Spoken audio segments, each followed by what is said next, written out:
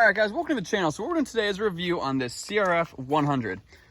It is a 4-stroke trail bike, and I've had it for about 6 years. And the prior owner was one of my best friends who bought it brand new in 2004. So I've had this bike in my life for about 16 years. It's 2020 right now, and I've ridden it for about 6 of them.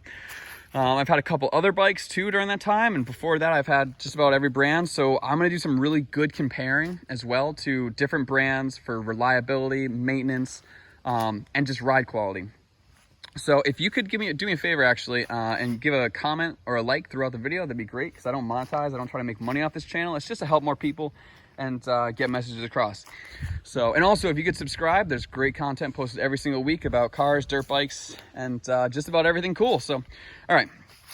So again, right here, what this is a 2004 CRF100. First thing about this bike, compared to some other bikes, is very simple. Drum brakes. They're mechanically driven, no hydraulics, front and back. Mechanically driven drum brakes. Carbureted, air-cooled. Trying to think of everything else. Kickstart, obviously, there's no electric start. There may be now in the 2020 model and a couple years back. But very simple air filter. Everything is as simple as they could possibly make it. There's no glass hole to look into the engine and see engine oil height. There's no electric start. There's no fuel. Everything is so simple on this bike. There's no fancy things with the exhaust. It's just the exhaust and the cooler above it. Everything is as simple as it can be. And for that reason, nothing in the 16 years of riding it, and it's been driven a lot too. It never really sat for a year. It's never sat long enough to need fuel stable. It's never needed anything. It's had a lot of use, and the only replacements were wear items like the brake pads or brake shoes. The air filter's been changed a couple times, and obviously oil quite frequently. And then some new grips too, and the Renthal pad, but nothing has needed to be replaced from it breaking.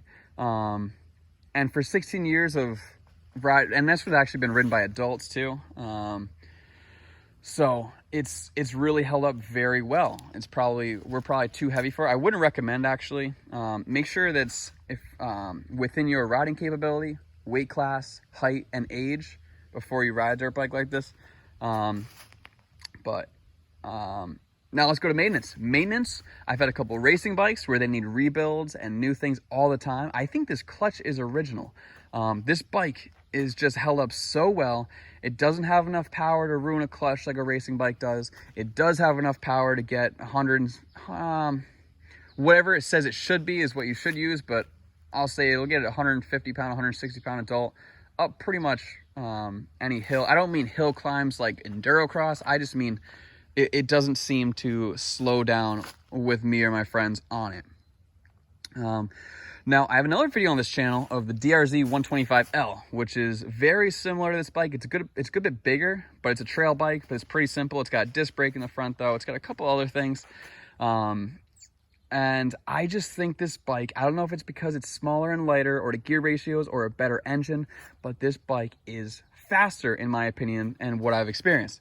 It's definitely faster. It's definitely more reliable, and it just holds up better. Like if you see a Yamaha from 2004, like this bike is, and you look at the fenders, you're gonna see all these stress marks. Like you'll see white lines or white bubble looking things, white all over the blue fenders. And that is due to just cheaper plastic, differently made plastic. And the Honda hasn't done that. I mean, this thing's been, obviously, a lot of bikes have signs of wear like that on the exhaust and some dents from being hit pretty hard and scuffed and laid down. But we've had this thing way deeper in water than we should, like stuck in mud, through mud, over logs, over these crazy things that this bike is just held up really well for. The suspension's pretty soft. I would never bring it to a motocross track, but that's not what it's for. It's for being out here and doing things like that. So I would absolutely recommend this bike. To give it a score for a trail bike, for a person this size, I would give it a 10 out of 10. I don't think it could be better. Anything that would make it better would be a luxury, like adding an electric start or fuel injection, which are things that just could break. This has very, very little components that'll wear out other than the routine maintenance. So again, 16 years to only have replaced the grips, pads, brake pads, shoes, air filter, and the only things that you really need to replace just from general wear and tear. That's great. There's no bender. Oh yeah, the DRZ, I think it was 2001. It was a couple years older, but it was missing spokes. The Yamaha, as I see, Yamaha I had, is missing just like the choke on the carburetor.